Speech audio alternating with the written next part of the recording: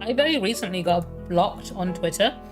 Not something new. It happens all the time. In fact, I actively cause it to be. I actually have to have a problem on Twitter. But this time, the person who blocked me is DrDisrespect. So let me tell you about that. Let's play. Yeah, DrDisrespect. He's blocked me on Twitter.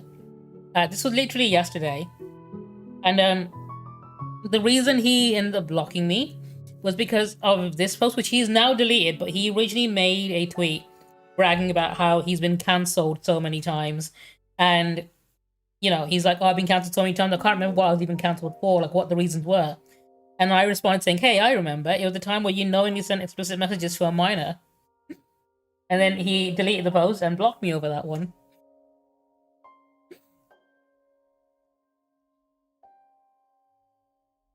Oh, dude, you've got back pain?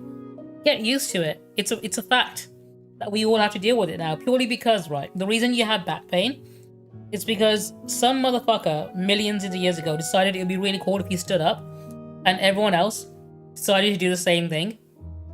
And now we all have back pain because the top half of our skeleton is too heavy to be supported by our spine. So we are too top heavy, and that's what causes us to have lower back pain and also painful childbirth because the hips become narrower to accommodate. All because some dude decided he wanted to stand up. And now we all have to pay rent and have back pain. If you can believe that. I'm glad you survived it though.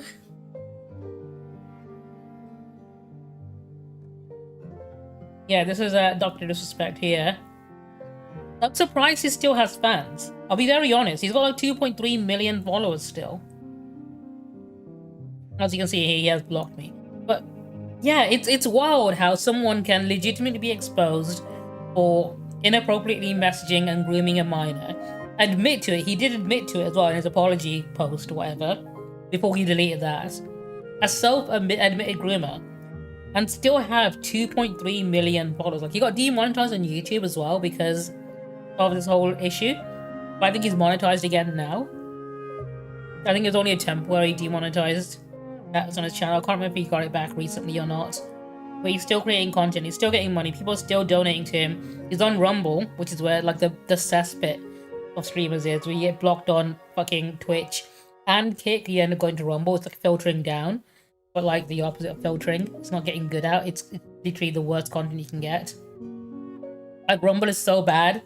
Russell Brand streams on there. That's how you know it's a cesspit.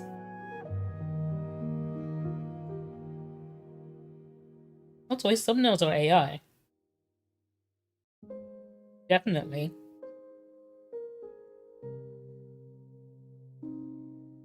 Which doesn't surprise me, considering he made his game studio to make a video game made entirely out of NFTs. To promote NFTs, and I think... And that studio outed him as well. They literally got rid of him because of his controversies. So he got thrown under the bus by the studio he made to make a first-person shooter game that was focused around NFTs. Which is embarrassing, right? Anyway, there is a new trailer out. Quantic Dream, who is a studio I like. I don't like his creator. I don't like David Cage, the director of it. But I like the studio and its games. And they're making a new 3v3 multiplayer game, which is not what they usually make. But the gods are gone now, and in the chaos they left behind, some of us obtained abilities no mortal was meant to hold. This looks nothing like their previous work. The laws of nature. Akib, how are you doing, dude? Welcome on in. I'm gonna talk about some stuff in a second. I was just talking about how DrDisrespect blocked me on Twitter. Storms of fire and fortresses of iron to unleash even the might of the legendary titans. Honestly, this looks so shit. Considering the games they used to make, they made Detroit Become Human, Heavy Rain, Beyond Two Souls, and now they're making this shit. This battle may save our world,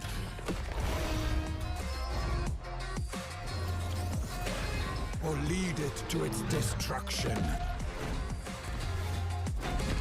I don't know which CEO game it came into the room and said, hey, we need to make an online live service multiplayer game. Because everyone's doing it.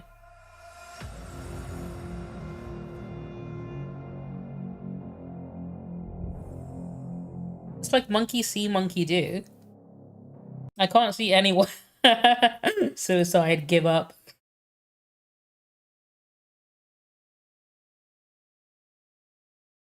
It is such a fucking downgrade. Detroit Become Human was an incredible game. Right, Chrome, how are you doing? Welcome on in. Yeah, this game looks fucking terrible. I'm gonna respond to this actually with... I'm gonna put a gif of a tumbleweed rolling by. That gets my point across.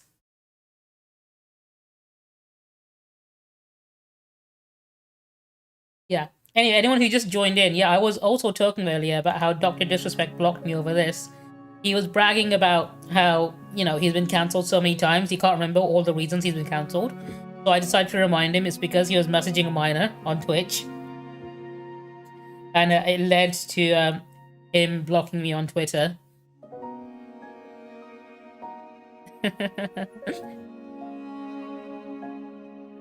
Dude, I don't use Facebook Marketplace. Purely because I know how shit people can be on there. I don't trust anyone there. I barely trust people on eBay. Okay? I would never trust someone that. Like, I'd rather go to CEX or something. But I don't blame you, because games are fucking expensive now. It's so stupid how expensive they've become. Because, like, I can understand them being the price they used to be, but now games don't have the production cost of, like, making physical discs or cases anymore. Because you can get them online, right? So when you can get them digitally, they don't have to worry about paying to print the disc and the case and then actually ship it and deliver it and whatnot around the world. It's just on an online store, but the prices stayed the same, which is like some insane levels of shrinkflation. When really the digital games should not have had the price of production added onto it. It should have been like half the price. But because of that, games have become way more expensive than they should be.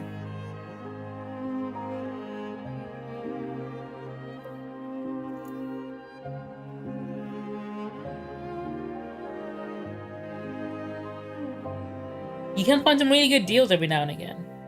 You can, like when you find some games that people want for like less than a tenner. I'm someone who doesn't like buying pre-owned. I always buy my games brand new.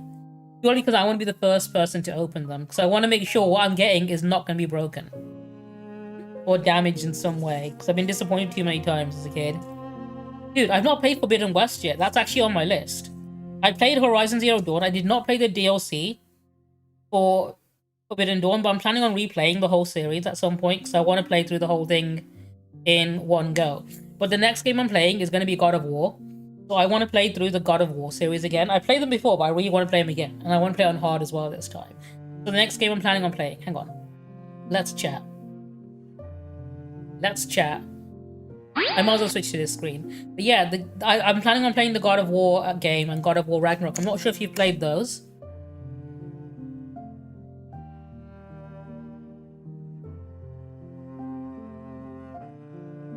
But I fully recommend them if you've never tried them before, because they're legitimately some of my favorite fucking games.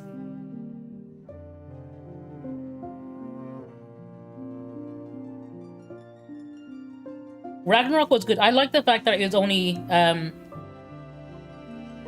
2 games, and they didn't make it a trilogy when it could have been. Also, I didn't know you streamed. I'll drop you a quick follow so I can check you out next time you go live.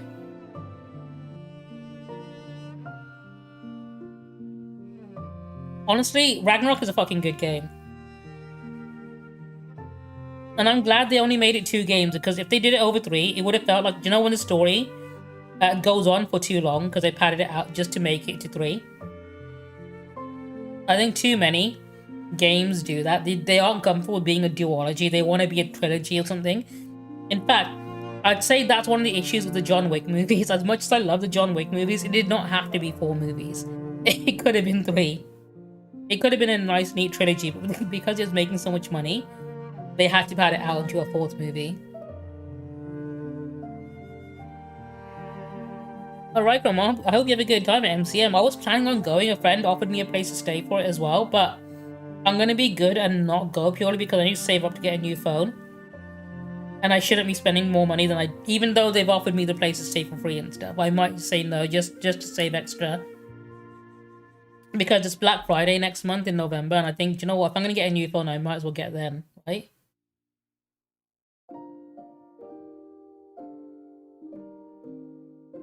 And I want one that lasts, not a shit one. Dude, Ghost of Yote looks sick. I'm glad. I'm glad they didn't do it, because, like, his story was done. I love Ghost of Tsushima. It's one of my absolute favorite games. But his story was finished. If they brought him back, I would have been upset, honestly. I would not have been happy if they did. What are they going to do? Say the Mongols came back again? I don't think it would have been satisfying, because his ending with that final duel with his uncle was really satisfying. And if it carried on after that, I don't think it would have been as good. I think it should end there and then. What are they going to do? Make him forget he was a samurai so he can start back from level 1 again? I got the DLC, yeah, and that story does continue afterwards. But that's more about his past and his dad, isn't it?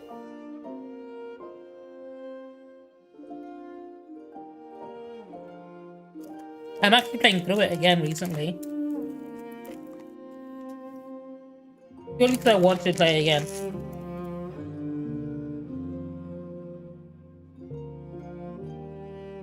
That's one thing Tsushima alone is perfect. I don't think they need to keep making sequels with the same character, right?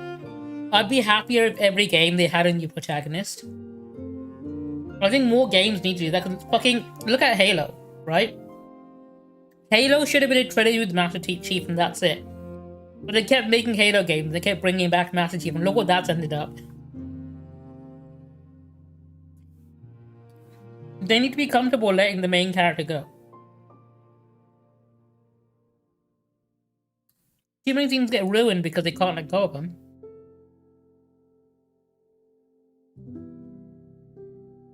Like, does anyone even know what the main, like, character of Halo, Master Chief, what his story even is anymore?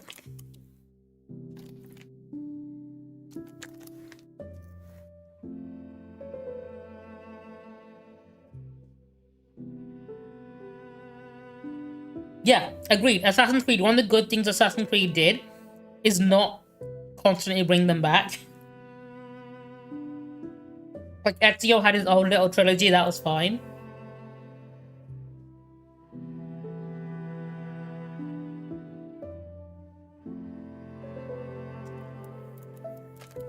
Plus, other characters like Cassandra, literally one of the best characters in the series, and Edward Kenway as well.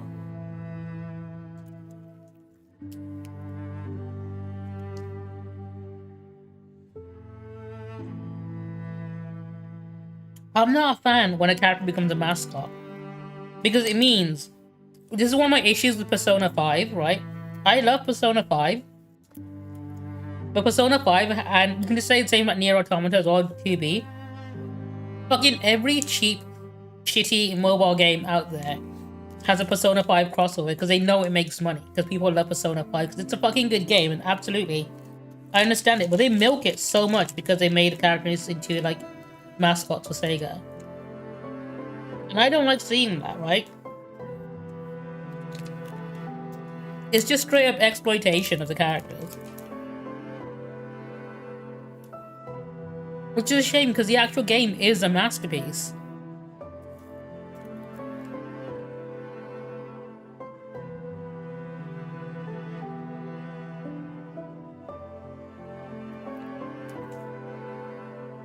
I think when things get too popular, it somewhat gets ruined. Also, hang on, my camera is slightly off. There we go.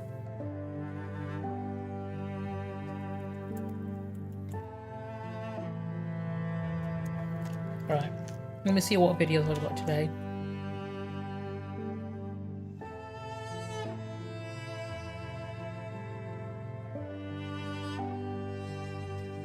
Hang on, let me look that up. I might want to add that to my watch later. Daitomachi.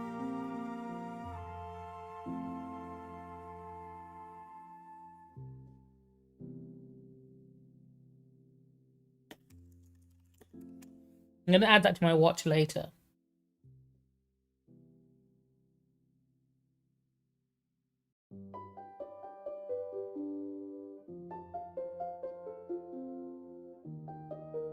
I'll look into that when I can.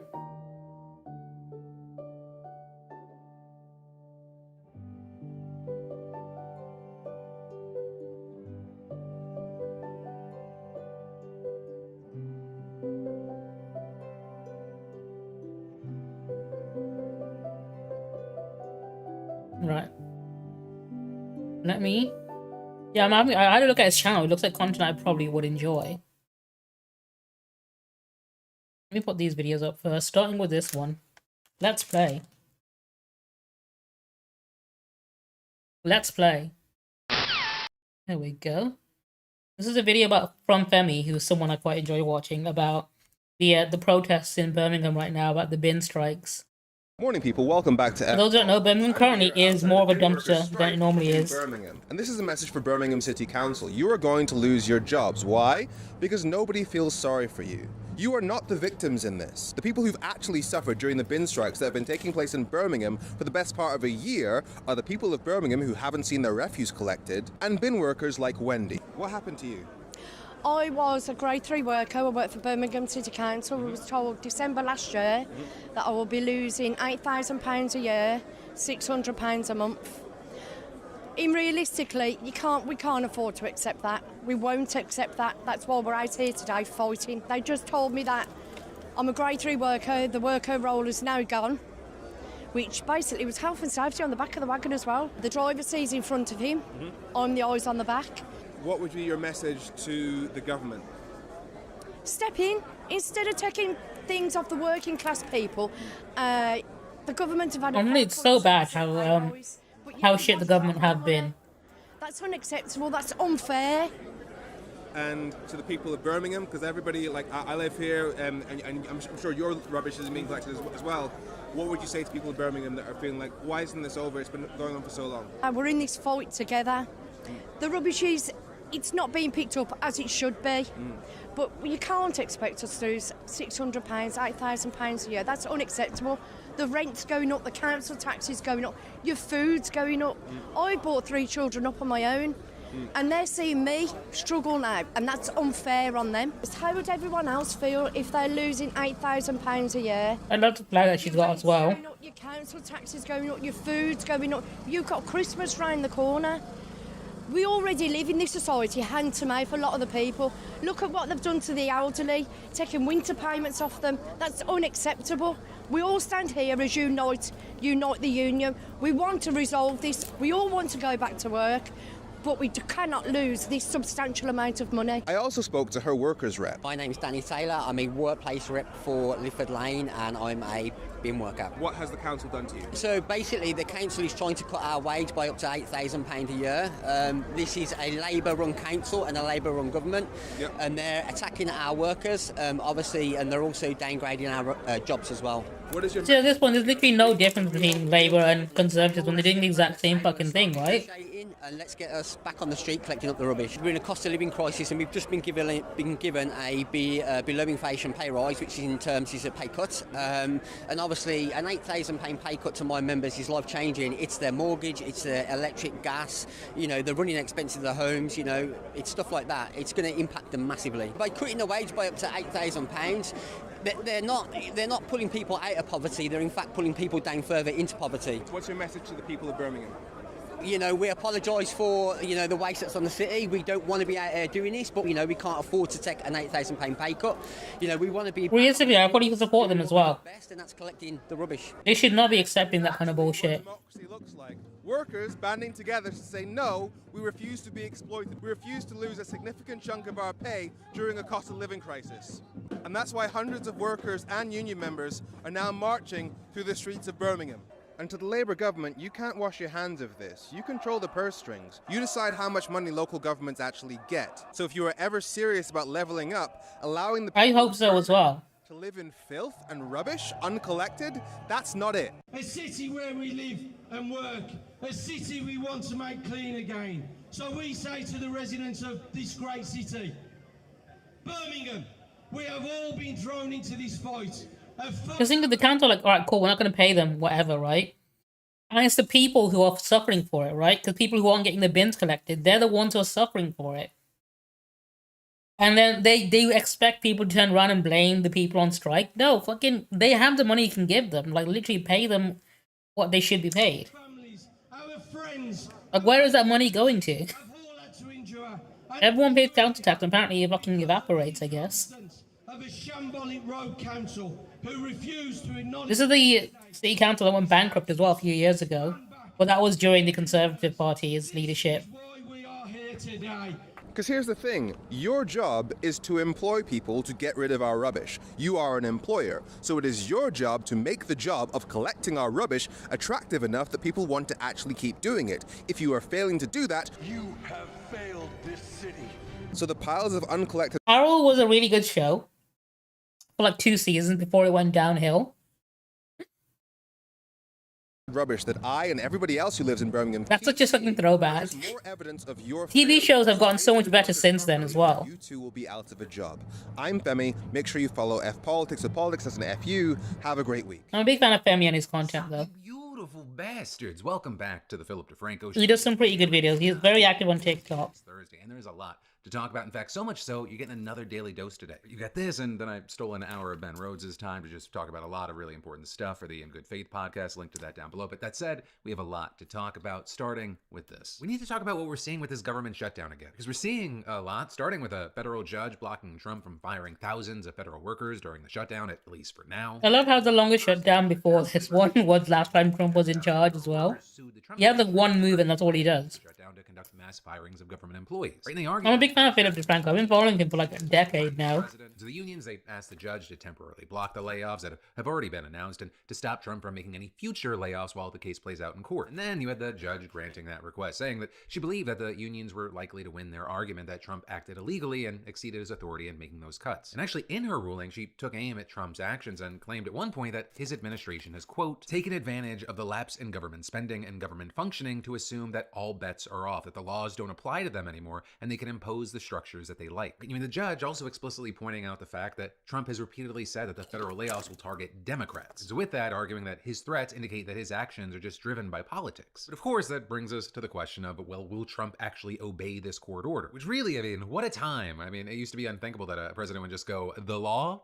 Did you forget who you're dealing with? Now, right, that's a sentence I end up saying every time a judge issues any kind of decision against Trump. And already the administration has indicated that they're just going to violate the court order. I mean, literally, right after the ruling came down, you had OMB director Russell Vaught going on the Charlie Kirk show and saying that the administration could lay off around 10,000 workers in total during a shutdown. Which, I mean, that alone is a standout update because that's way more than the roughly 4,000 employees that the White House announced that it was firing late last week. And then, you know, all the while this is playing out, nothing's really changed in Congress. Republicans and Democrats are still locked in this. Putting it kindly, really. Parties, they're still locked in a battle to pin the blame on one another. And He's a man baby, straight up. and debate, you had Bernie Sanders and Surprised he even got elected for a second term. one of the things you saw when they were taking questions from the audience is that they continued to point fingers at Republicans. They were both accusing Republican leadership of just refusing to even get on the phone and have negotiations with Democrats. And at one point, I mean, you saw this interaction between Bernie and a Republican college student who had been selected to ask a question. How do you think this shutdown reflects on Chuck Schumer's leadership?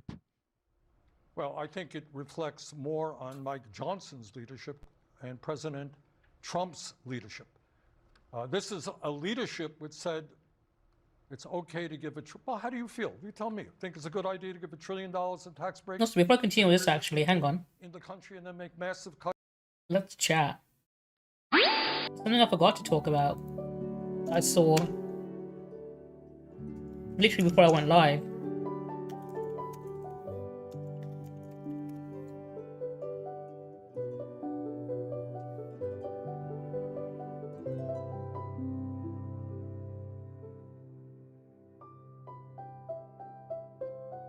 He really should have. That would have been the best timeline. Bernie Sanders won and Jeremy Corbyn in the UK won.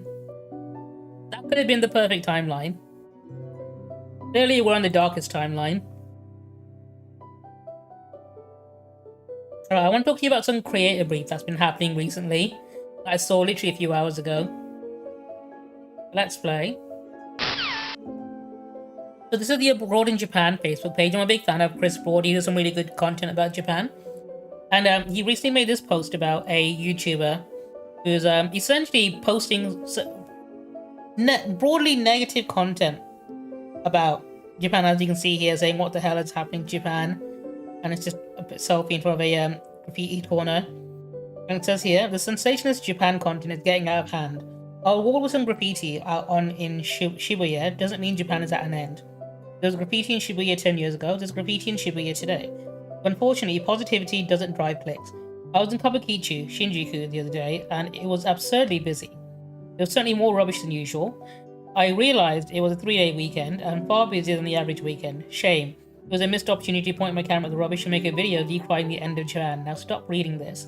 Every minute online, it's time better rummaging around Asia's biggest red light district with a GoPro looking for dirt. That's some serious ad revenue to be made, folks. So yeah, essentially, it's a problem you'll see every now and again. People, it's not just Japan, but like most people on YouTube realize that negativity is what drives clicks. So they'll say things like what is happening in Japan and try and spin things in a negative way because people get emotional and click on a thumbnail with a knee-jerk reaction when they think it might be something bad. And Barrett, how are you doing? Welcome on in, dude. This essentially somewhat spiraled a little bit. It escalated even because the person in question commented saying, I appreciate if this post is taken down. It only leads to creator-on-creator harassment. It's fine to have a different opinion on things than me, Chris, but I've lived in Asia as long as you, and I'm also allowed to have an opinion on Japan. What does it matter if I film it with a GoPro, blah, blah, blah. And he replied telling her that it's not a creator-on-creator harassment, whatever. It's because she made a sweeping generalization about Japan based on a handful of streets to several 100,000 people. It's essentially like a broad sweeping statement. And a very negative one as well, right? Saying Japan is going down the drain, essentially. And if you're not willing to have your public opinion scrutinized, then don't bother making them public for cheap views. You're absolutely entitled to your opinions, as am I. But for years now, folks have been complaining about your content, and I've watched your latest video. I understand why. And you can see he's not very happy with her. She's got apparently 1.42 million subscribers. But yeah, he goes even further. She made a video about it straight after. And he also responded to this. I think this is probably the most recent creator drama that's probably going to be hitting the news. I think the next episode, Philip DeFranco will have this as his thumbnail from the looks of it. I also find it interesting. You can see news happening in real time and know that it's going to be reported on tomorrow by others, right? But like, I don't know if you guys look up too many, watch many YouTubers about Japan-specific content, but there is a lot of clickbait content. I see it mostly in shorts and reels and TikToks, but there's definitely a lot of it on YouTube as well.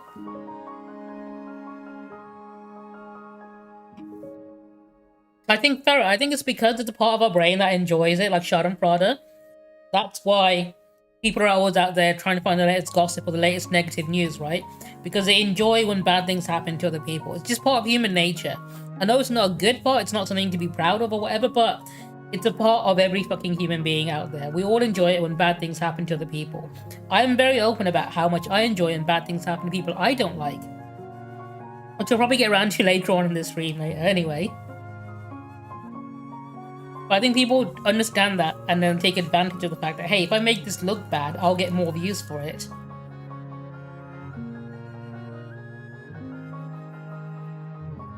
But yeah, the titles of the videos tend to be things like White Girl Speaks Japanese, Japanese people shock, surprise, amazement. White Girl Speaks Japanese, you won't believe what the locals did next. Japanese react to White Girl Speaking Japanese, Sugoi incredible. Which is the one, I mean, she's got 1.42 million subscribers, I guess, so she must be doing something right.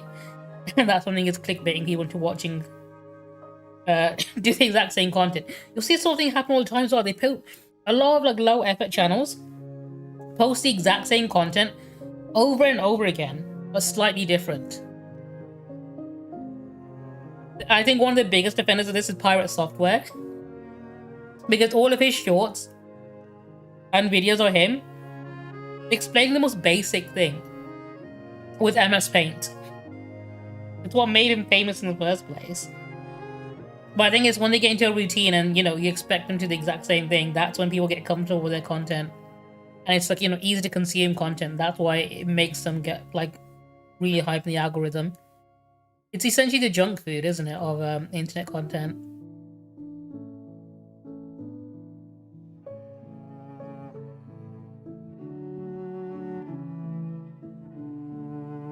It can be mostly. It won't be the same for everyone. I'm pretty sure everyone has, you know, their own. I mean, I think the easiest way to explain it is we all laugh when a milkshake gets thrown at Nigel Farage, right?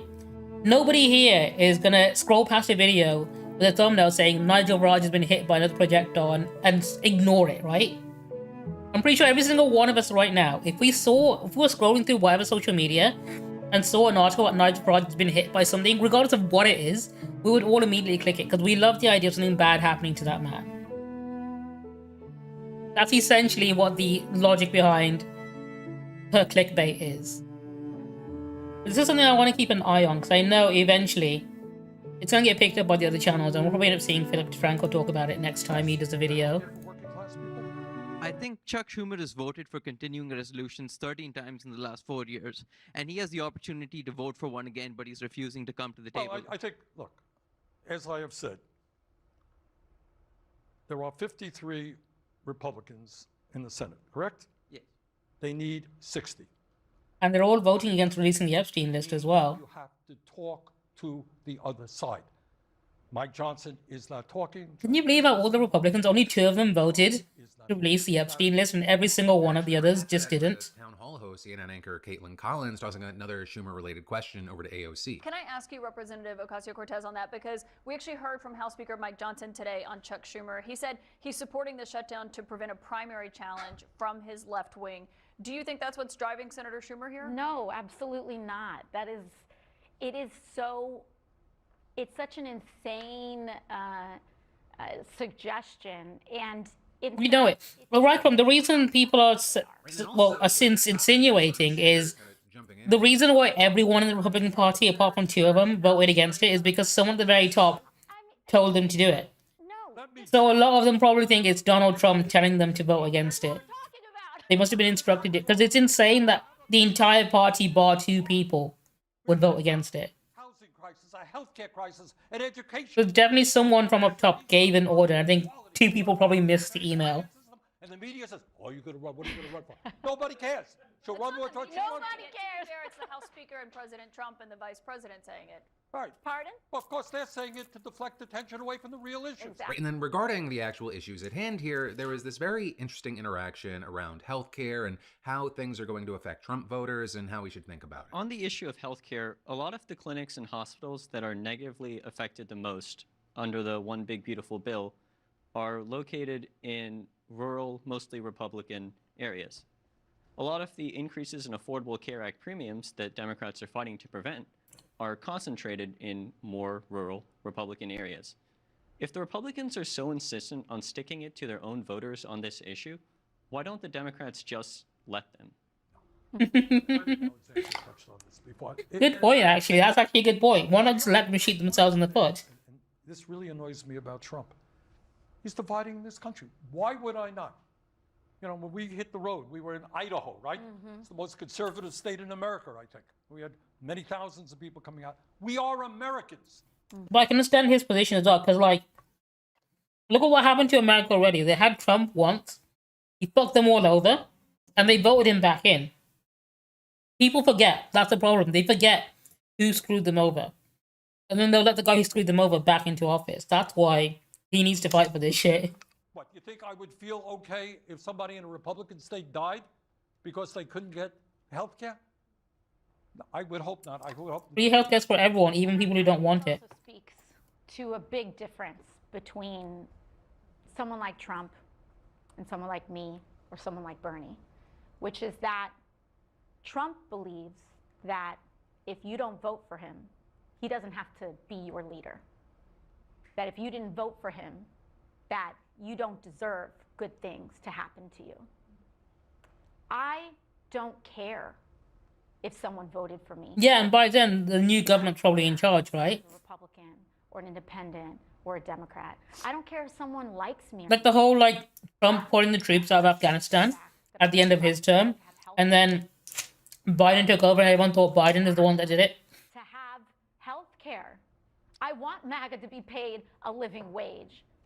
But he doesn't want people who are Democrats, or he doesn't want a lot of people who are MAGA as well were praising Trump for things on the very first day of his presidency that Biden had done. And an authoritarian and a leader of a democracy. Right, you also had AOC hitting on similar themes throughout. I don't think these people should be allowed to vote, but unfortunately they are, so This administration, the Trump administration, this is a problem we have to deal with. they think that destroying our health care, making sure that housing is too expensive to live in, that jacking up the costs of our groceries, they think all of this is about hurting Democrats. What they are doing is hurting Americans, and they are hurting this country. And if Mike Johnson wants to say that this shutdown is going to last a long time, it is because he is choosing to punish the American people. And we I bet somehow they're going to blame Obama for it as well. And we also 100% they're going to say Obama did this. acquiescing and enabling the behavior of bullies. So it ends today. Right, but then also on the other side of this, as the town hall was taking place, you had the White House's rapid response account live tweeting the whole thing. With the account slamming and mocking both AOC and Bernie, while also pushing the same Republican talking points that we've seen over and over again, trying to blame the Democrats for the shutdown. But ultimately, for right now, we're still in this waiting cycle. The government is shut down. You have tons of Americans wondering You fucking know how long it's going to last as well. paycheck. Of course, there's the health care of it all. You know, a lot of it ends up feeling like as people feel more pain points, like where does the polling go on this? Does it apply political pressure? Thing is, people look down on courses like media studies because they think, oh, what kind of job are you gonna get with a media studies degree, right? Or an A-level in media studies. And then we get people who don't fucking understand the shows they're watching. One of the most prominent Epstein victims. Her family announced that she had died by suicide back in April. It really Now, can. I'm seeing this excerpt from her new memoir that was just published in The Guardian, and there she discusses. Oh, I know, the earlier the better, right? They did start doing it at secondary school. 16 years old, right? And that is Also, there's gonna be an ad break in a second. What I'll do, I'll quickly drop a BRB and pause this so no one misses anything during the ad break. And I'm gonna have a quick. I need to refill my drink and probably get rid of some more rubbish. I'll be back in a moment. Be right back.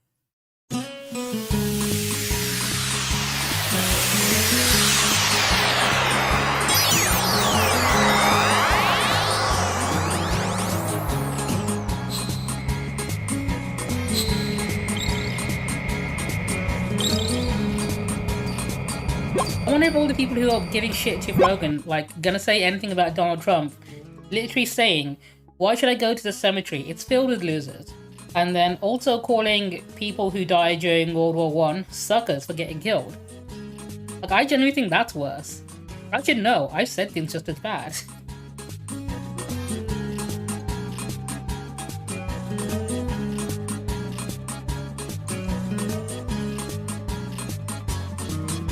I'll make one of these. I'm doing it. I'm building another Capitol building directly opposite the current Capitol building.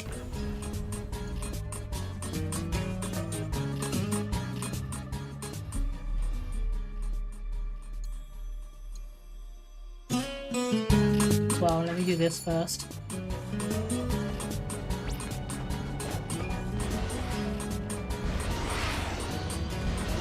Shit. Did I just miss it? No, I got it. I got it. People think Superman is some kind of fucking power fantasy. Like, this is the strongest man in the entire world. He can beat anyone. He can do whatever he wants. No one can stop him. Right? That's what they think this is supposed to be. But no, that's Homelander from The Boys. Superman isn't a great character because he can do those things. Superman is a great character that has the potential to do those things, but he chooses not to, right? He chooses not to dominate the world. He chooses not to do whatever he wants. He chooses to help people and be kind instead, right? He has the power to kill anyone he wants, and he chooses to choose mercy every single time. That's what his strength is. The strength is that he's a good person, right? He doesn't let the power go to his head. He doesn't have a big ego. He's not full of himself. He's not constantly, like, whatever the fuck Ben Shapiro thinks he's supposed to be. He's a down-to-earth good person that believes in helping others because he's human. That's what the human experience. In fact, he says this directly in Lex Luthor's face in the movie. Thank you for popping in and saying hi. I always really love it when you pop by, dude. How have you been? I'm hoping you've been doing well.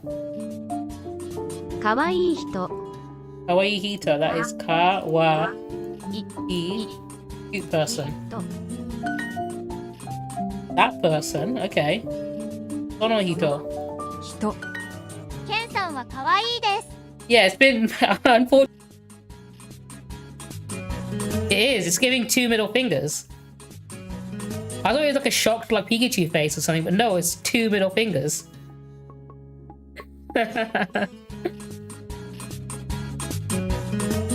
Yeah, I can only see it because I'm watching it. I've got my PC screen. Obviously, I can hover over it to see a bigger version of it. And obviously, when the bigger version comes up on there, you can see it better.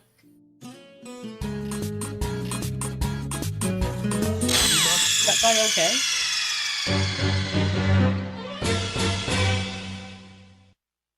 Sarah, I absolutely 100% agree. There should be something in school, especially, right, with the amount of people messaging teenagers on social media to the point where they need to have courses in secondary school and probably even primary school about online safety with social media and how if an adult messages them inappropriate things, they should report it to the police.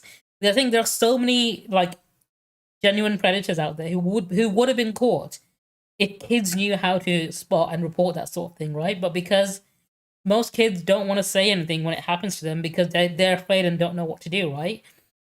And they might feel too embarrassed talking about it. That's why I think genuinely there should be some more education in regards to online safety at school. And ways for them to know how to report it, right? Apparently saw her from the car. Exactly. Sometimes the parents could be the problem. Describing her as an apex predator. And the kids might not know they have a safe person to talk to, right? Home to see if she wanted to work for him as well. And according to this piece, when she arrived, Maxwell brought her to a bedroom where Epstein was fully nude and instructed her on how to massage him and then forced her to engage in sex acts with them. Right? And then from there, she Why is Sonny so grey? quit her job at Mar-a-Lago to work with him full time. And as for why she and many other young girls that he is accused of trafficking said yes, Virginia claimed. There we go, that's better. I'm not sure why those changed. Good at spotting girls whose wounds made them vulnerable, and she claimed that many had been abused as children and they felt he was throwing a lifeline to help them from drowning. And then in Virginia's case, she claims that he showed her a photo taken of her. A lot of people think that Trump's going to end up pardoning Ghislaine Maxwell. School. You must never tell a soul what goes on in this house. And I own the Palm Beach Police Department, so they won't do anything about it. And from there, Virginia says that she was trafficked to an unnamed billionaire, academics, a gubernatorial candidate, former U.S. Senator, and Prince Andrew. And of Andrew, she specifically called him entitled, as if he believed having... Oh yeah, agreed. They do need to cover that. The book closes with Virginia calling for more to be done to address Epstein's crimes, claiming some people still think Epstein was an anomaly, an outlier, and those people are wrong. While the sheer number of victims Epstein preyed upon may put him in a class by himself, he was no outlier. The way he viewed women and girls as playthings to be used and discarded is not uncommon among certain powerful men who believe they are above the law. And many of those men are still going about their daily lives, enjoying the benefits of their power. With Virginia then adding, don't be fooled by those in Epstein's circle who say they didn't know what he was doing. Epstein not only didn't hide what was happening, he took a certain glee in making people watch. And people did watch. They watched and they didn't care. And so this book, it's titled Nobody's Girl, and it was reportedly completed before Virginia died. And, you know, it's a book that understandably is making a ton of headlines, especially with those who have read advanced copies calling it utterly devastating. Right? And obviously, all of this comes as Epstein and the push to release the files. What's the title of that book? Headlines as well. Virginia died. And, you know, Nobody's Girl. Let me quickly look this up.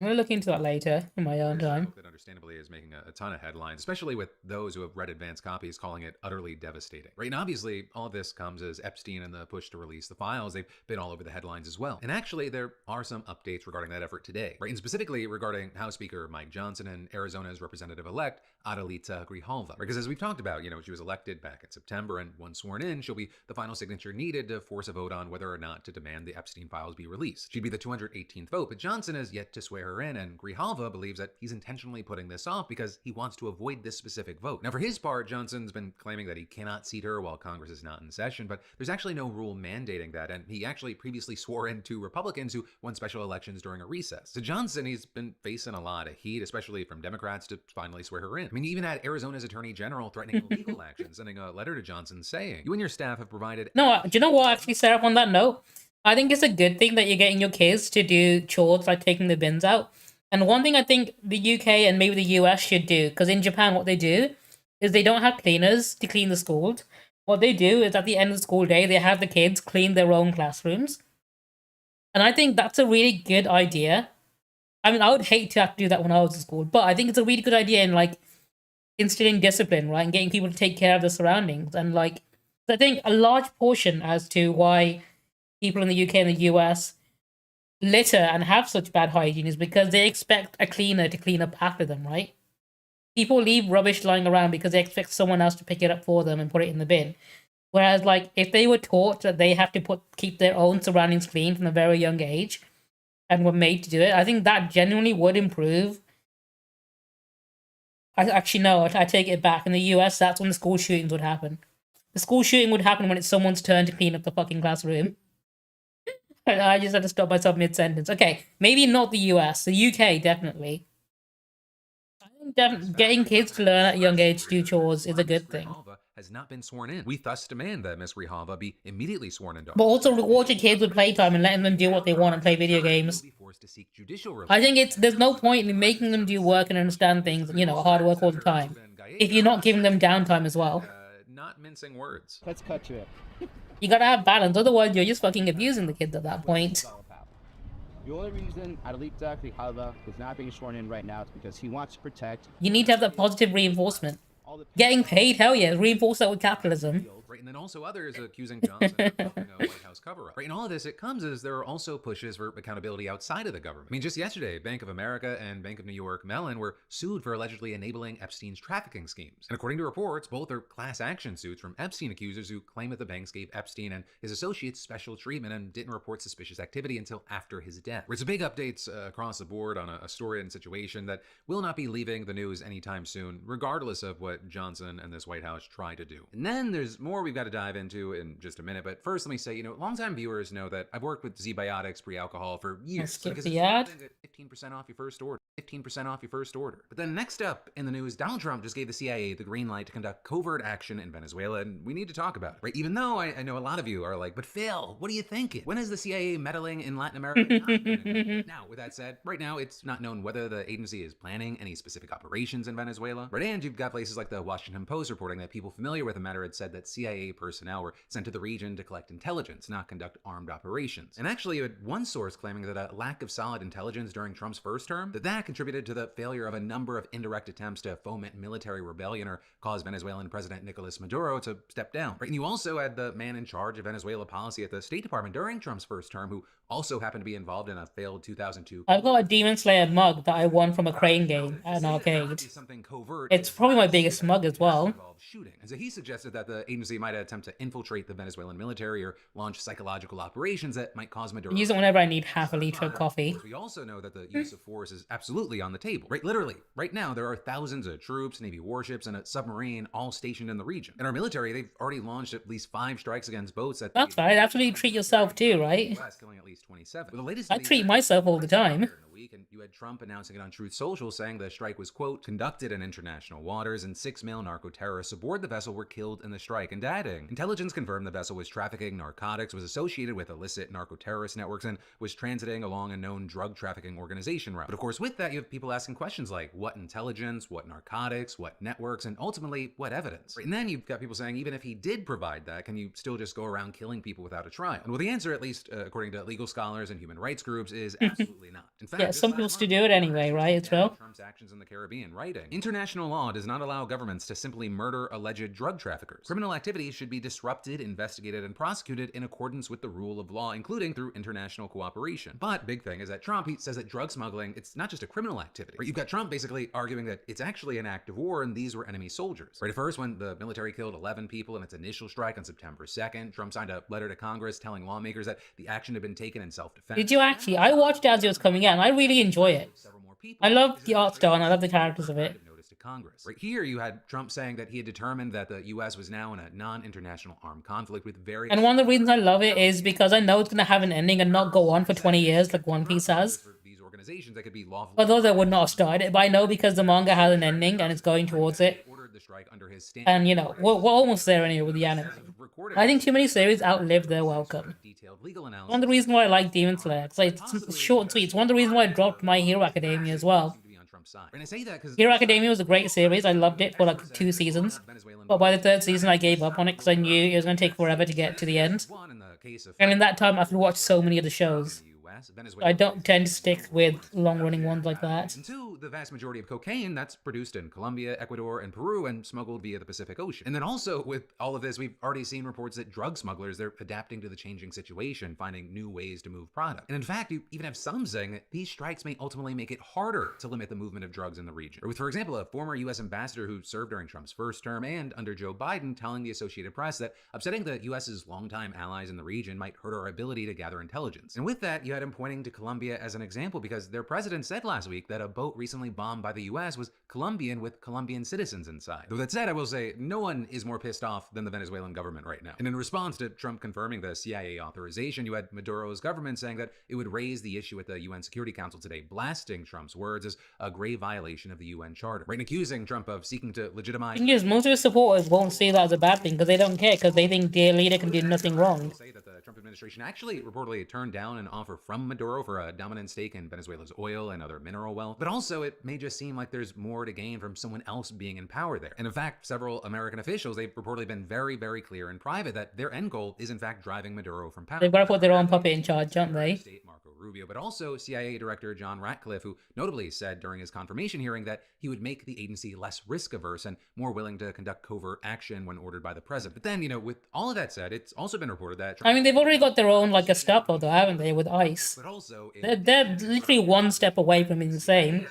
Had him acknowledging again that he's considering strikes on Venezuelan soil. And so, you know, ultimately, we're going to have to wait to see what our no wars president does next. But at least for right now, the situation continues to escalate. It's definitely seeming more and more of a powder keg. But then next up in the news, we should talk about why thousands of truckers are getting pulled off the road right now. Especially that's fine. I'm glad you let them go first. And actually cutting cash to states that won't play along. Right? And specifically, we're talking about drivers being sidelined for failing English proficiency exams. Because you see, according to an analysis of Federal Motor Carrier Safety Administration data, there have been 6,000 truckers pulled off the road since June 1st for failing to demonstrate enough understanding of the English language. And that notably, it puts them in violation of rules that were laid out earlier this year by Transportation Secretary Sean Duffy. And that because you had Trump saying that truckers who aren't able to read, understand, and converse in English to a certain standard would be declared unfit for service, meaning that they wouldn't be able to drive a commercial truck again until the problem was addressed. And with that, you had Duffy saying, Americans are a lot safer on roads alongside truckers who can understand and interpret our traffic signs. A driver who can't understand English will not drive a commercial vehicle in this country, period. Now with that, a big thing is that English proficiency requirements for truckers have actually been around for years. But in the Obama era of 2016, the penalty for those failing to meet those requirements, it was kind of more relaxed. It gave drivers who failed roadside English exams a ticket instead of yanking them off the job entirely. Now, of course, with this, one of the big questions... I'm guessing they can't afford to replace them, that's why. According to experts and analysts, they say that there's actually no data showing a connection between English proficiency and accidents involving commercial truck drivers. In fact, according to the FMCSA, most commercial crashes are caused by drivers falling asleep or some other impairment. Right? And then there's also the fact that proficiency, or whatever that is, it's totally subjective, with Brandon Wiseman, for example, president of Truck Safe Consulting, saying, one officer might think is proficient, another officer down the road might think is not proficient. That makes it tough. Right? And then likely making this even harder, we don't know exactly what questions are included. I'm guessing they don't have like a standardized way to test or like measure, do they? We do have industry experts saying it's probably questions like, where are you going and what was your starting point? But then also, on top of that, and it's one of the reasons we're talking about this today, there is a serious concern that yanking truckers off the job, it's going to impact the industry, and if too many are pulled, the wider U.S. You don't realize that heavy goods vehicle truck drivers are like literally holding the country up.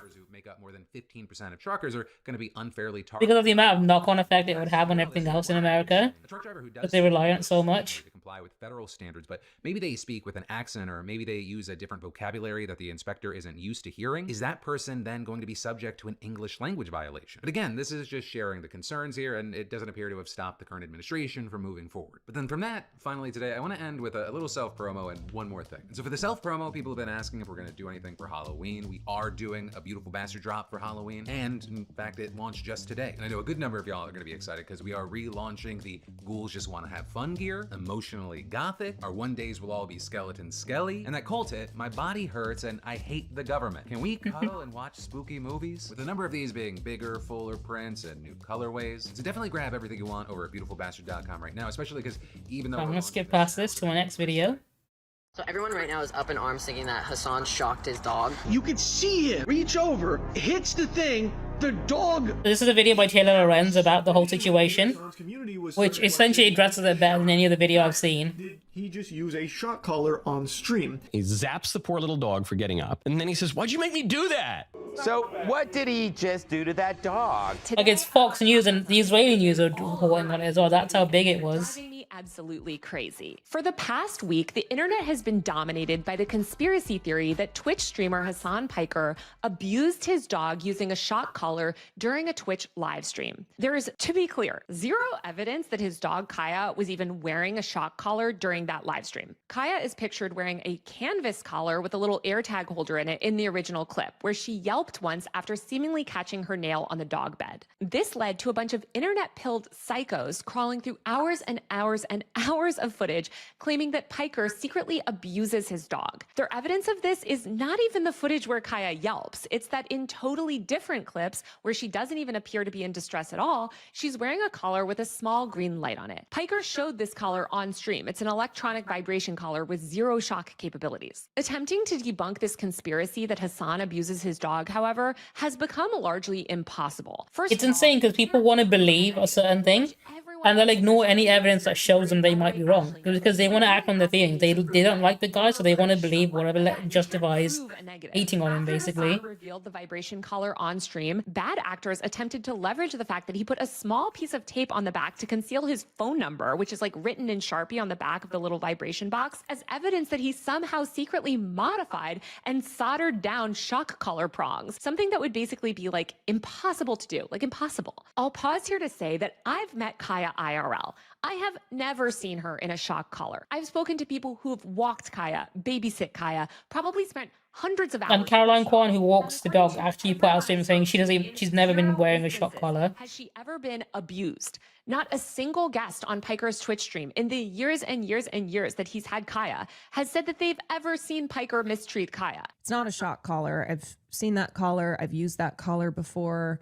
I've babysat that dog. And the only reason more influencers aren't speaking out publicly is because the people perpetuating this vicious harassment campaign are threatening them into silence. Big-time influencers are having their brand deals jeopardized and facing serious business consequences for even suggesting that they might publicly come out in support of Hassan. It's actually happening on a scale that I have never seen before. Multiple journalists in group chats, by the way, have been talking to people have wanted to report out this story, but other influencers are so scared of the harassment and abuse that they might get that they don't even want to speak on the record with their name. And I mean, I've made a post about it and I've had how many comments of it now? Let's have a look. Is it still my notifications, possibly? Yeah, it's still fucking going. How many comments is it? 1.2k comments of just people who absolutely hate this brown man who likes to say free Palestine so much. They got upset at the idea that maybe he didn't shock his dog because they really want it to be true. They want it to be true so bad that they will ignore any evidence I show them, right? Even when I show them screenshots of people who have met the dog confirming the dog does not wear a shock collar, they will ignore it and come up with whatever bullshit they want to believe in because they want it to be true so bad. so by the way that making this video will definitely just put And it's unhinged behavior. I don't care because It's so fucking unhinged. Conspiracy theories already hate me. Everyone who spends any modicum of time with Hassan knows how much he loves that dog. Kaya is one of the most pampered and spoiled dogs in Los Angeles. Who knows why Kaya yelped that one day, but she is literally a dog. I grew up. This is the first time on stream she's ever yelped as well. In hospitals. And sometimes if a dog steps on their foot or catches their nail wrong or something or just gets startled, they'll yelp. Kaya's also literally only yelped like that once, in all of Hassan's years of streaming. It's not like this is some regular thing. And also what's crazy to me too is shock collars, which are commonly used in dog training. They're not like tasers. They usually give a crawling sensation on a dog's skin. But the idea that Piker is somehow secretly abusing his dog and shocking Kaya until she's in pain repeatedly is just completely made up in people's heads. This is a dog that lives. It's like cult-like behavior, really. Significantly better than anyone watching this video. The idea that dozens of high-profile guests on Piker's stream and every single person who's ever spent any meaningful time with Kaya would all be involved in some secret, years-long, elaborate cover-up is insane. Like, literally, if you believe this, you have lost touch with reality. The entire thing is the most idiotic and deranged conspiracy theory that I'm surprised that multiple days later, people are still talking about this shit. Nevertheless, the story has been weaponized. They moved on quicker when DrDisrespect was outed for messaging minors, okay? This is how unhinged this is. They're talking about this longer than they did about someone else messaging minors, than they did about Destiny and his like non-consensual image sharing revenge porn case coming up as well. Like, it's insane how this is the biggest streamer drama of the year. When there have been actual criminals, right? Someone was killed on a kick stream. Someone was tortured to death. And people forgot about that quicker than they did about this dog potentially yelping on a stream clip. By the far right to launch a multi-platform smear campaign against Piker. Laura Loomer has posted relentlessly about it. Tech founder Palmer Luckey is offering 100. And as if they don't know that Kirsty Noem shot a dog. The lady who's currently in charge of ICE right now is a self-admitted dog murderer. $1,000 to anyone who can tear apart Hassan's vibration collar, which I just want to say again, Kaya's like not even wearing in that original clip. She was just wearing her regular canvas collar with the AirTag holder. I feel like I'm taking crazy pills. Prominent Silicon Valley venture capitalists are weighing in. Posts pushing the conspiracy theory are among the most viewed posts of all time on subreddits like Livestream Fail. Israeli news. It's because, right, he's the biggest left-wing streamer out there. Low-quality SEO. So they stand to gain a lot by deplatforming him, which is why they're so like gung-ho and trying to cancel him. Like all these people who hate cancel culture. Who calls herself a Regina George liberal, have also. Yeah, I saw that was actually a really good episode as well. The recent season has been so good. Hassan said he doesn't use a shot collar. Like, what are we supposed to say? Piker has been. It's a shame they've reduced from 10 episodes to 5 episodes now. For years. But I have a feeling it's because they've been constantly pushing Trump's buttons. I think they're finding it's a backlash for it, and they've had to cut the season short. Gamergate-style social media hate campaigns combined with the 24/7 video surveillance machine. Twitch streamers like Piker are the first to experience this destructive combination, but as more and more footage of everyone becomes available online, anyone who angers the wrong group could suffer a similar fate. And of course, all of this will be exacerbated by AI. For years, we've been. You think that's bad? You should see like fucking Grok. Because Elon Musk keeps tweaking Grok to not give left-wing answers, even though Grok is only answering factually and logically. To the point where he keeps breaking it and turning it into Mecha Hitler. On our streets, and a sprawling crowdsourced surveillance machine on social media. Social media platforms are actively incentivizing this surveillance, prioritizing video footage and hours-long live streams over every. But because of the way like language models and ChatGPT work, they feed into a lot of conspiracy theory stuff. Vast AI-fueled video surveillance system would ensure, quote, because they never disagree with you. Behavior, because we're constantly. Although there is one thing I learned, one thing I did find out. So AI, because of the way language models are made, and the way that their logic is like built, AI will never believe in flat Earth.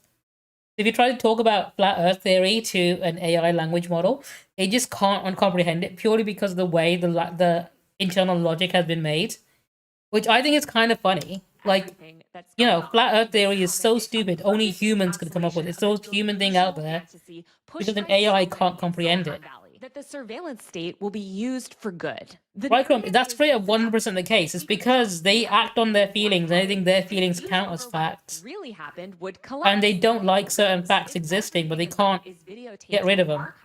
Then the real truth of these messy situations would be indisputable. But Hassan Piker's dog collar incident shows that this theory is catastrophically wrong. Almost no one is more surveilled than a Twitch streamer like Piker. He broadcasts almost every waking hour of his life. There are tens of thousands of hours of archived footage of him and his dog. When he leaves the house or goes out in public, fans videotape his every move. He documents his own. Like, there was this much evidence, right? Videos across Instagram and people still somehow believe he has a shock collar based on the 10-second clip. To manufacture controversies. Such total visibility should make one 10-second clip against tens of thousands of hours of actual proof that they want to ignore because they believe what they want to believe. Opposite is true. Whatever fits their narrative.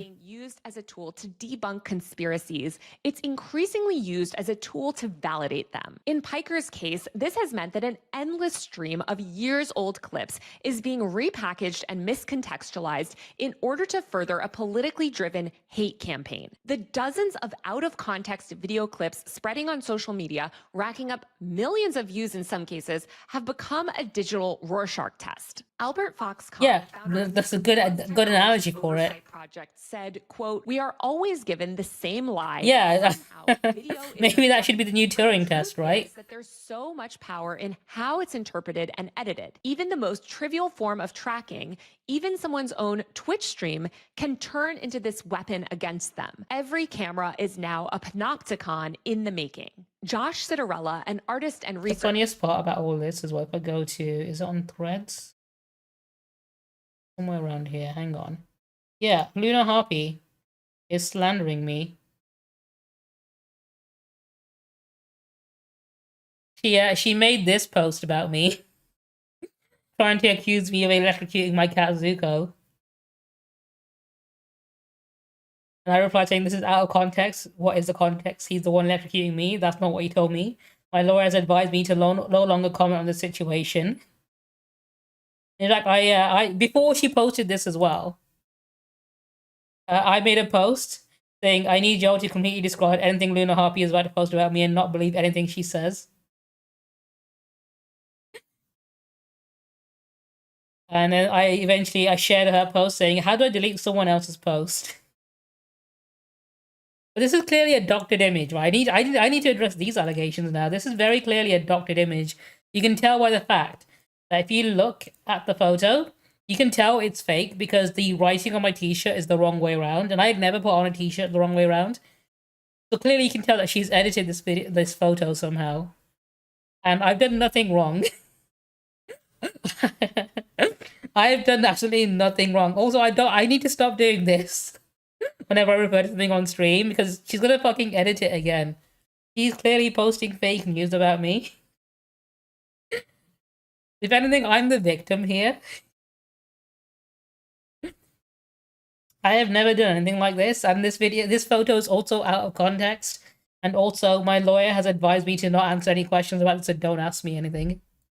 Researcher who studies online communities and radicalization put it this way, quote, "Conspiracy theories and disinformation are flourishing because endless Don't listen to her, she's got pronouns in bio. So long as the video archive exists, people can cherry pick and make these new narratives. If the videos didn't exist or were closed, then the narratives wouldn't seem credible. The possibility of people— This is why I'm become a right-wing grifter now. To piece together a false And start making videos complaining about everything that's woke. way wouldn't be possible. Because each new clip has the potential to go viral and every major social platform right now is incentivizing video, users across the internet are incentivized to participate in these— One of the things I don't like about how Instagram changed from being photo focused to now being video focused to the point where I just start uploading photos as reels because they don't get seen otherwise.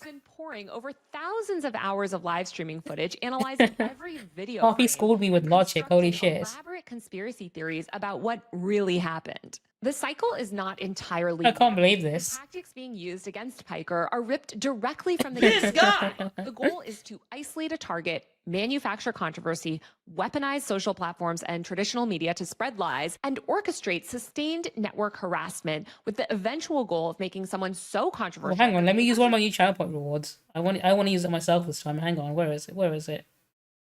Let's chat.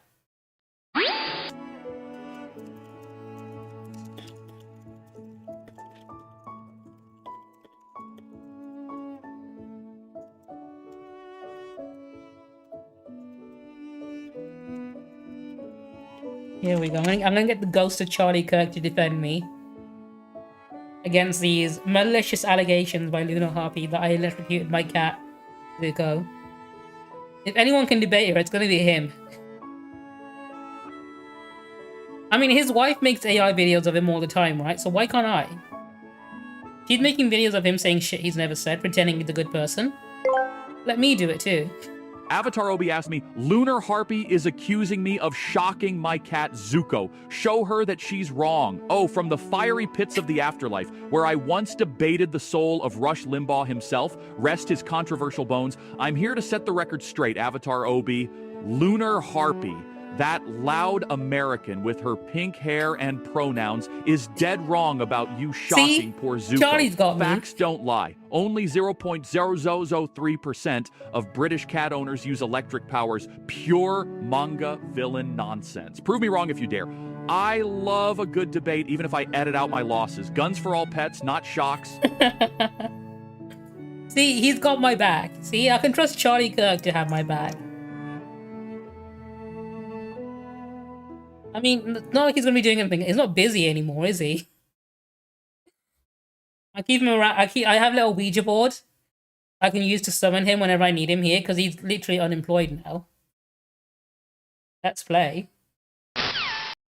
End up bankrupt and deplatformed. But most Gamergate-style campaigns have traditionally relied on more text-based media or vague accusations about the business dealings or journalistic practices. Bad actors might use a few... I can't remember who it was one time, actually. Someone did redeem it recently. I think it might have been Kona.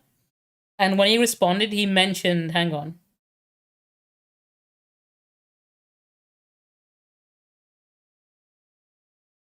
It's this one. This is the one Kona did last time. Can I replay? No, I can't replay it. Too long ago. But he mentioned loving his wife, but he said she's his second favorite thing after his guns. Text comment. Like he's like, yeah, he loves the Second Amendment more than he loves his wife, which I thought was funny because it's so in character for him.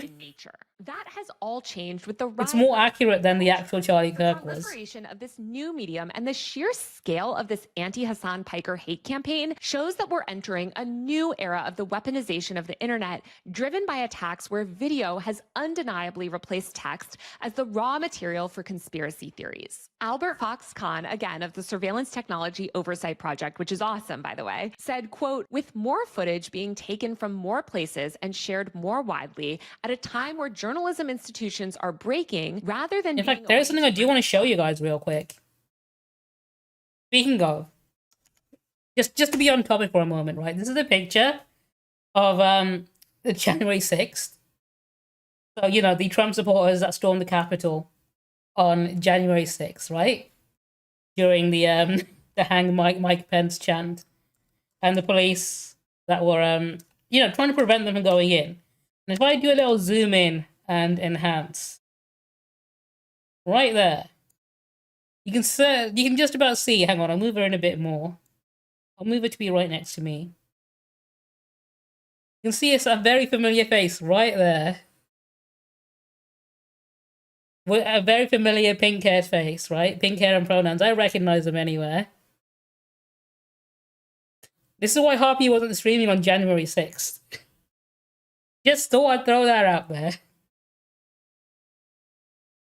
Down to the ground, video ends up just fueling these conspiracy theories. Influencers willingly monetize their own surveillance in order to turn their lives into content for profit. But if we continue down this path, the experiences of Twitch streamers will become more common in everyday life. The weaponized internet will merge with the surveillance infrastructure that we've built, and ordinary people will live under the same microscope as influencers do today. As the couple at the Coldplay concert this past summer, or the security guard at Charlie Kirk's final Turning Point event likely realized, there is no way to opt out of this new system. AI will inevitably make all of this worse. Deepfake video generation tools are being rolled out en masse while media literacy plummets.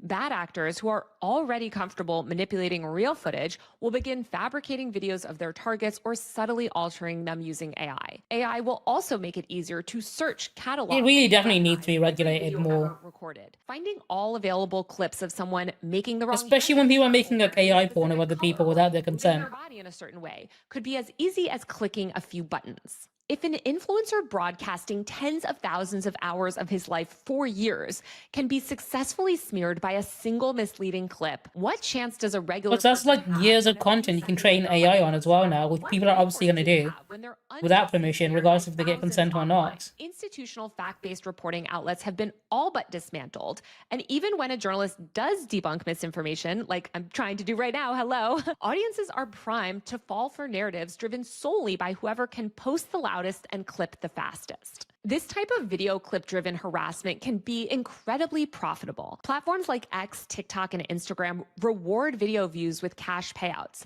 Bad faith actors can rake in thousands of dollars. This is why you get so much rage bait on Twitter as well, because people are literally profiting off making you angry and click on their tweets and respond, regardless of if it's true or not. Particular narrative. For example, on Monday, thousands of X users falsely claimed that a sound made by Twitch streamer Austin Cho snapping his gum was actually Hassan Piker pressing some sort of secret shock button. I'm telling you, this stuff is deranged. It's, yeah, 100%. People believe really bad Photoshop pictures, right? On her little dog bed as To evidence the of point her being shot. where they actually think it's true. People believe like really shit memes where they talk about Shakira law. People have also Absolutely, they're gonna get duped by AI videos. Piker throughout his entire broadcast like Because there's next to no consequences for lying on the internet. claim that can be debunked by watching any of his streams where Kaya frequently moves about or goes to grab water or leaves the room. The Piker controversy might read as mindless internet drama, but we desperately need people to start caring about these things and recognizing these types of incidents as the internet bellwethers that they are. We also need to be extremely vocal in calling out bad actors pushing these extremely politically driven lies about Piker and others. The fact that so many Democrat influencers, including Instagram accounts that even claim to be anti-disinformation, are pushing these grossly false, unsubstantiated claims as part of an effort to smear one of the most vocal leftists online is deeply disturbing. But that's what these centrist liberal influencers do, and that's why they're so dangerous. Just as with the original Gamergate over a decade ago. And the thing is, right, all these people who are spreading some misinformation and like, you know, trying to push a narrative to get him cancelled, are gonna get zero consequences, right? Because there's so much proof proving them wrong. And even when later on people realize, oh, it was just all BS, they're going to face no consequences for any of this. They're going to carry on pretending. In fact, some people are going to carry on believing them because they want to believe them. Repost and promote false far-right smears about leftists in order to launder them to a mainstream audience. It's pitiful. This cycle is pitiful. Meanwhile, we are all sleepwalking into a future defined by universal surveillance coupled with algorithmically incentivized online outrage. Our internet is devoid of any meaningful privacy protections, and video content specifically is being rewarded. Profit-driven tech platforms have ensured that bad actors and extremists reign, and we've allowed tech oligarchs to dismantle all vestiges of a shared reality. And I think we're really only beginning to see the consequences of this new system. As Albert Fox Kahn said, quote, "The lesson of history is clear. This is only going to become a more prevalent problem for more people as the technology continues to get cheaper and more ubiquitous. What might seem like the absurd price of fame today may soon become the inescapable price of participating in modern life." We need to start treating this problem like the existential threat to democracy and truth that it is. And that means demanding real accountability from platforms that profit off outrage. We need to fight the expansion of the surveillance state tooth and nail by killing surveillance and censorship laws like the Kids Online Safety Act. We need to fight against Section 230 reform and push for comprehensive privacy regulation. The profit-driven tech landscape that rewards engagement at any cost needs to be dismantled and broken up. We need legal frameworks that make intentional harassment committed with actual malice punishable. We need algorithmic They transparency. do, yeah. They need to have consequences for it. This is why, at the moment, I think one of the consequences you can get for it, if on Twitter you actually deliberately get fact-checked and have a community note on a post, I think you lose all monetization on that post, so you can't deliberately just straight up lie, which is why there's so much rage bait on there, because then they say, oh, it's just my opinion, and get away with essentially spreading misinformation, but it needs to be a lot stricter. You can't go on Twitter and start like claiming the Earth is flat, because then you'd get community noted and lose all your monetization. In fact, I think Drama Alert, I think the Keemstar Twitter accounts lost their monetization because they kept getting community noted and were crashing out about it a while back. But yeah, there need to be more of that, like more consequences for this kind of thing, because I think all of the posts they've made about Hassan, like I said, zero consequences, which is why they're going to keep doing it. They're going to make profit off it because people are going to click on it.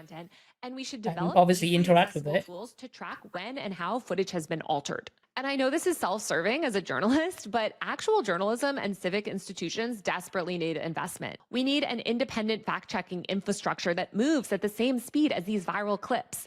We need public education systems that teach basic media literacy alongside skills like reading and writing. Like we said earlier, it should be taught at schools, right? Should all know how to like verify. It's a key part of online safety. Understand concepts like algorithmic bias, and most importantly, understand and recognize how these manufactured outrage campaigns work. Of course, doing that would require for-profit mainstream corporate media organizations. He is literally Keemstar is at the bottom of the barrel when it comes to dog shit content. Simply because they're aligned with. I'm surprised he's still even got a platform. But that's a topic for another day. More broadly, we need a cultural shift away from surveillance culture as entertainment. I've talked about this before in my videos, but if there's one thing you take away from this, please stop filming strangers for content. Do everything you can to fight against the surveillance machine. And most importantly, actually, stop sharing these contextless clips that fuel these manufactured outrage cycles. Even if you don't like Hassan Piker, like even if you think he's the worst person in the world, don't feed into this QAnon conspiracy crap. Call out people who you see online who are feeding into these hate campaigns. Unfortunately, people just want to act on their feelings. They think their feelings are facts, right? Influencers who participate. So we're probably going to see more of this sort of thing happening. Coordinated attacks on leftists.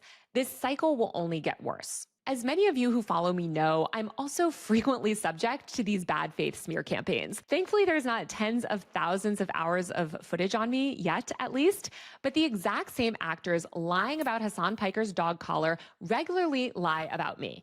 These are not people with any sort of commitment to the truth. They've targeted my advertisers, and I literally have 0 brand deals right now, in large part because I've been deemed too controversial for brands to partner with. So if you like this video, please support my work via the Patreon link below or buy a paid subscription to my Substack newsletter, UserMag, at usermag.co, where I publish bi-weekly internet culture news roundups. On my Patreon, I publish bonus content and host chats with my followers and do monthly Q&A live streams. I actually just did one on Monday. Every ounce of your support makes such a huge difference, and it really means so much to me. I can't thank you enough for like whatever support you can give. Let's all work. I think I'm going to end it here.